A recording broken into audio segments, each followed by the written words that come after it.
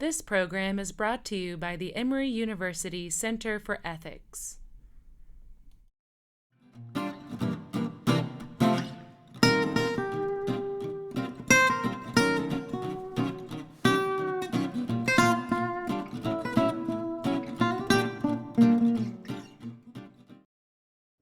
Hi, I'm Kate Powell, and today I'll be talking with John Banja, a medical ethicist with the Emory Center for Ethics and a professor in the Department of Rehabilitation Medicine. He has authored many publications, including the book Medical Errors and Medical Narcissism. That's a tough question. It's a tough question because we really don't have good data on what doctors or medical directors or whoever is doing the disclosure of error on what they actually say to patients or family members. What I mean is we're not in the room with them when they do their communications and their conversations about this stuff. And by the way, these are anguishing conversations. I mean, if we're talking about a serious medical error that hurts somebody, it's probably the most difficult conversation that a healthcare professional can have.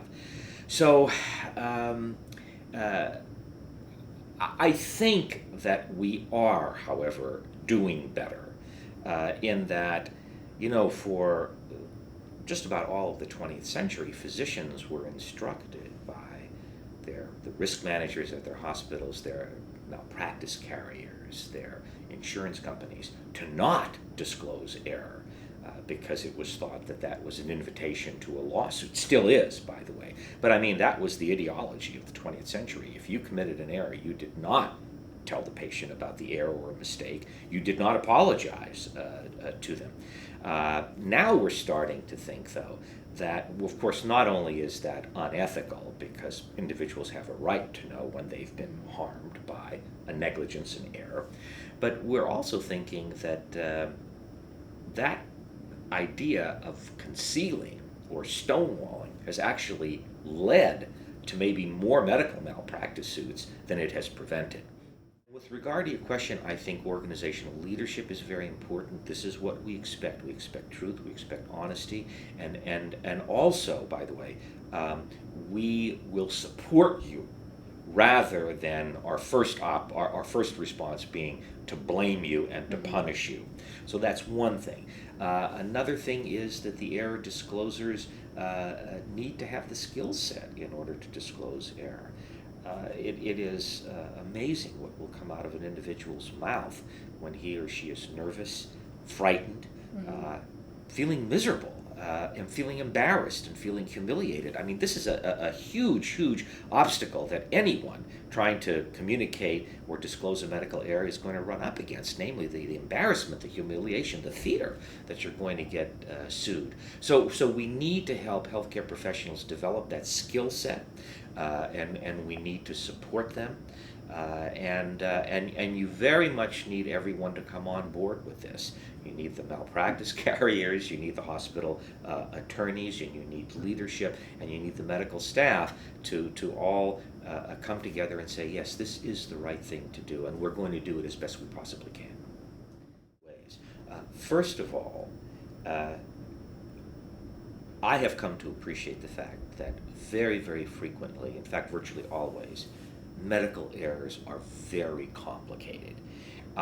In that, it doesn't seem to be complicated when the physician operates on the wrong side of the body, or the nurse gives a patient the wrong medicine. Yet, when you ask yourself, well, how did that come to be? How did it actually happen that nurse gave the patient the wrong medicine? And you start doing what's called root cause analyses to find out how did that error happen. That's where you begin uncovering the enormous complexity of how these errors occur. You can have an error that occurs, and yet it doesn't necessarily have to harm somebody. It's the harm-causing errors, though, that should really and dramatically attract our attention, although any error really should, for that matter. So that's one set of issues that we have to do in terms of training. But the other one, I think, that you were talking about is how do we develop a sense of conscience in healthcare professionals? And it cannot begin too early.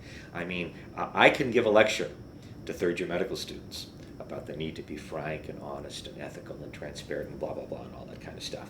But let that medical student actually observe a physician disclosing error in a less than frank, less than honest, less than transparent way, and my hunch is that will have a much greater impact on the development of that individual's professional personality and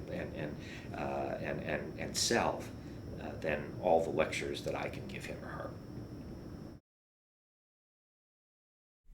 The preceding program was brought to you by the Emory University Center for Ethics.